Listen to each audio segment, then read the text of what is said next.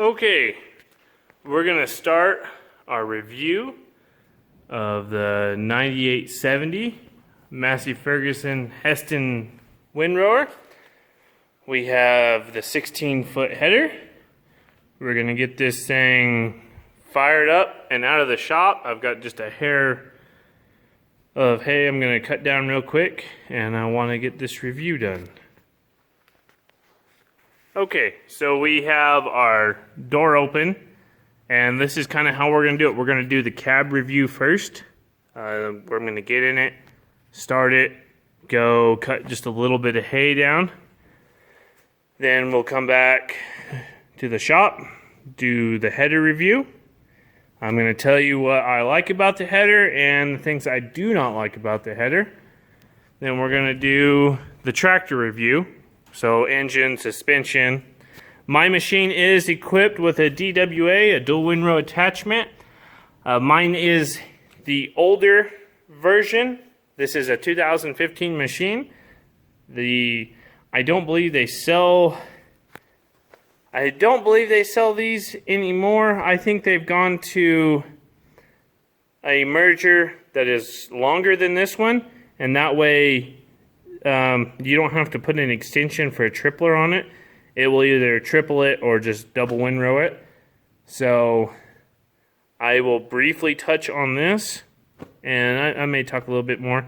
This will probably be a 2-part or 3-part series, and I just want an honest review out there. I have done some on it, but I think that these things have gotten a bad rep here lately from somebody who has never run one. So let's begin. I got the keys in the machine. It's a little messy. It does have a buddy seat, which they all do. Got this big command seat, which I have a crack in my windshield. So, as far as the ergonomics of this thing, this is a really good machine. Our startup screen, gotta let it boot up. It really doesn't take very long. It'll beep when it's ready to start. So, let's just give it a little bit. And it's getting closer. Alright, it's ready to start. Fired. I ran this thing a couple weeks ago. So it has been run recently. Wait for our machine. Okay, we're ready to go. I'm gonna pause this real quick, and I'm gonna put my cell phone holder mount back up. That way we can see easier. Alright, we've got the machine out of the shop. Back up. As you can see, my machine has its working clothes on. That spot does collect quite a bit of hay, but this being a windrower, it just they get pretty dirty. So we'll get out here on I'm in field gear right now, that one, so I'm in the first range. I've got 2 more ranges, and once I get up here on the road, we'll put it up in road gear, and I believe this thing goes 21 or 22.3 miles an hour, and it moves pretty quick. It moves, and it does take a little bit of getting used to going that fast with one of these. Okay, so push our little button here. I'm gonna go into 3. Alright, so I'm in 3rd gear. I'm gonna pause this while I get it up to speed. Okay, so I'm at 22.5 miles an hour. This one does really good, but I do not have the assisted rear steering. which are a pair of cylinders that help you, you know, go straighter. I think if you're roading these machines, that's a must.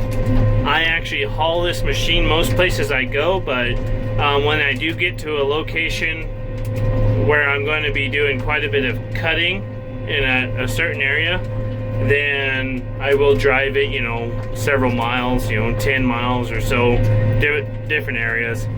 I'm not driving 40, 50 miles with this machine to one location.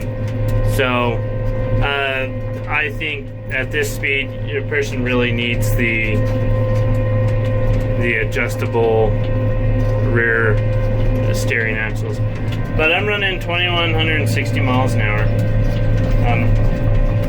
If a person does have, I have gone over this console in pretty good detail on my other reviews.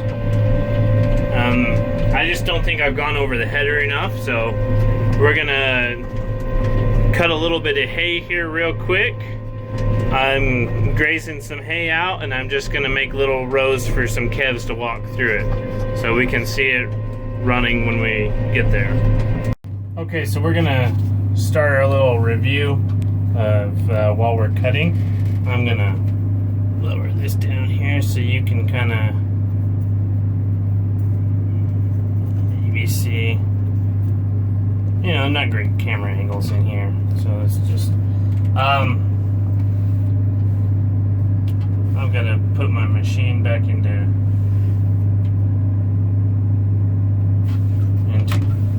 field gear. So drop it down to 1. I can cut 14.5 miles an hour in field gear, or the first field gear. There are 2 gears. So turn my header on, which I've gone over this machine in great detail. So far, this is the most comfortable machine I've ever run, and it is the most reliable machine. This is my 3rd disc mower. I've had a John Deere 4995. I like that machine. I had a Massey Ferguson 9635. It was a 2011 model, and it was well used, and I think it was used a lot harder than what it should, what the hours were. I mean, for the hours that were on it, I think it was just a lot harder used. That was a good machine, but not for what I was paying for it. That's why I currently own this machine. I bought this machine used with 200 hours on the cutter bar, and it's a fantastic machine. I do have GPS on this machine now. We do cutting a lot of circles. I'm not using it right now because I don't need to. I'm just kind of cutting a little path through here. But I've cut 3,000 plus acres a year with this machine, and I cut over 3,000 acres of hay a year, minimum. That's my low end number, and so I have run these machines before. It isn't just like I went out and bought it and I'm just making stuff up as I go. But as far as the cab inside this machine, it's got climate control. It's got a nice little radio in it. I've put satellite radio in it because I'm in this. I have been in this machine for up to 16 hours a day cutting. So it's also you want something nice, and this machine is nice. It is extremely comfortable. I've never been in a piece of farm equipment that is this comfortable, and I don't really, we do some farming, but it's not a main occupation of mine, and I'm not the biggest fan of farming, and the fact that I can climb in this machine for 12 to 16 hours a day and just be extremely comfortable, and then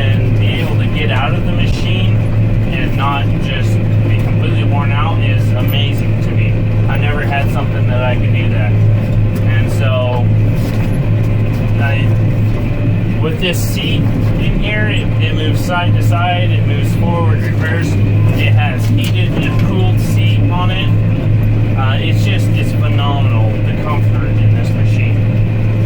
And I cannot stress that enough, how comfortable this machine is.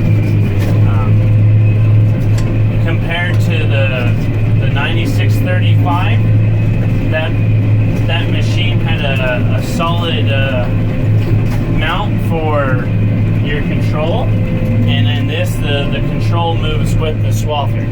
And so my entire control deck here moves with the seat. And so every time I hit a pivot track or a bump, it's not slapping it up against me for 12 hours a day, because after 12 hours a day, that's just miserable to deal with. And this machine is not that way. This is the most comfortable handle.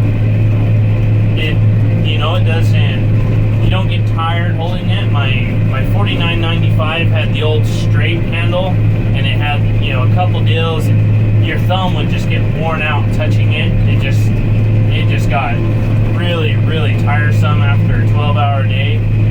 And the 9635 had a pretty much the same handle, but it didn't have a nice armrest under it, and so you would get kind of tired using it. I do believe that the handle here is way too busy.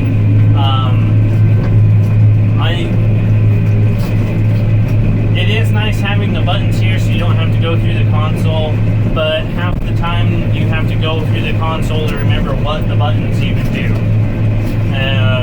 The ones that you're just not using daily. The ones that you're using all day, you don't even have to look at it. It's all within thumb's reach. Your auto steer, header up and down, tilt. And since I'm running a merger, I'm doing my the flap on my merger door all day long, and that's just, you don't even have to look at it. And that's what makes it just it's a real joy to run this machine. A lot of times I cut fast enough, if I'm cutting for a silage company, I actually have to stop and wait for them. And the cab is comfortable enough, it doesn't bother me to sit in here. It's climate controlled, so as long as you have good cell phone service and your lunchbox, man, you're set up with it. The steering wheel,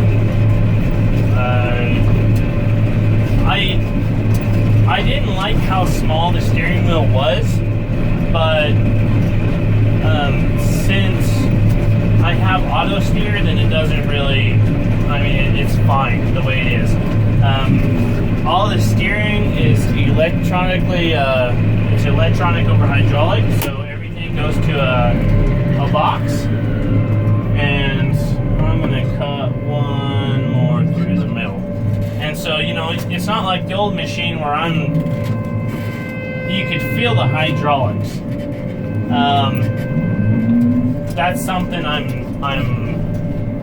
maybe I'm not, you just have to get used to it. I can't say that I'm against it at all, but it is something that you do have to get used to. I just grew up with every machine we've had. This is our 4th self-propelled windrower. Actually, this is our 5th. Our first one was an old stick machine, and but this is the 4th one with a steering wheel. And they were all, you were used to feeling the hydraulics in it.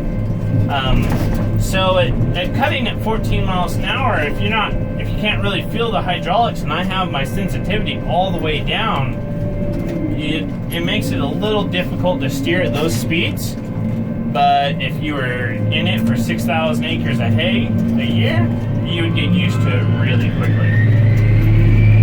But like I said, I have other things going on, and so I just jump in this machine when I need to, and I cut when I need to. It's not my all-day job. But at some rate, maybe